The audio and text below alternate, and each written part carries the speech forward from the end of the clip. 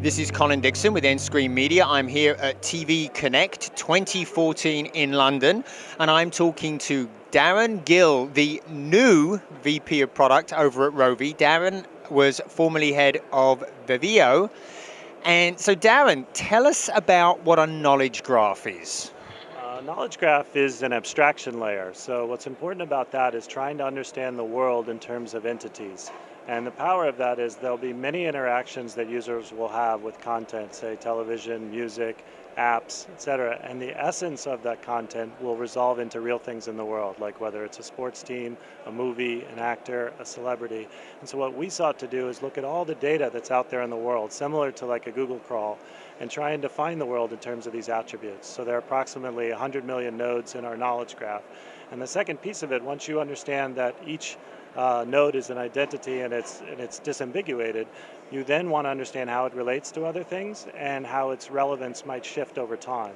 So you're also trying to make really a graph out of it so that you understand how one node is connected to other nodes and how they may shift in time. And eventually, when you use that for one user, how the relevance might shift for each user. So how does that help discovery? Well, from a discovery standpoint, you can use the knowledge graph to look at a user's activity and be more robust about how that activity might relate to content they'd be interested in. So for example, they might download an app, and that app might be related to the New York Yankees. So you would then have a point on the knowledge graph with the New York Yankees, or they might listen to a certain comedian, and then that comedian would have a point in the knowledge graph. Once it's up in the knowledge graph, you can then look at other pieces of content, like your television lineup or your VOD content. You might find a movie that has that comedian in it as part of the cast. So that would drive discovery, even though you might have detected it from some source like their app store or Facebook, or maybe someone they follow on Twitter. So if you understand, it enables you to be more robust about what a user is interested in by using this technology that enables you to sort of stand above the content. So it sounds like you were just acquired by Rovi. It sounds like a really good fit with your sort of dynamic approach to metadata and their really solid other metadata. Is that how it works? Yeah, we're thrilled about it because Rovi has handcrafted metadata. So many partners out there in the world rely on the Rovi data as being accurate, and it's gone through editors, so humans have looked at it. For us, we've processed a ton of unstructured data, which we have to have our own algorithms to avoid noise, to understand what's relevant and what's not. Now we get a really rich source to really rely on as part of this process. So we plan on making their data much more alive, so much more relevant in real time, and for each region.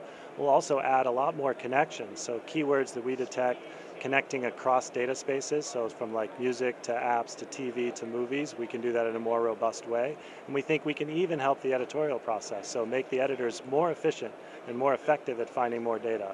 So I think in the end, people can get more breadth and more depth, and their data can be much more alive to create truly personal experiences.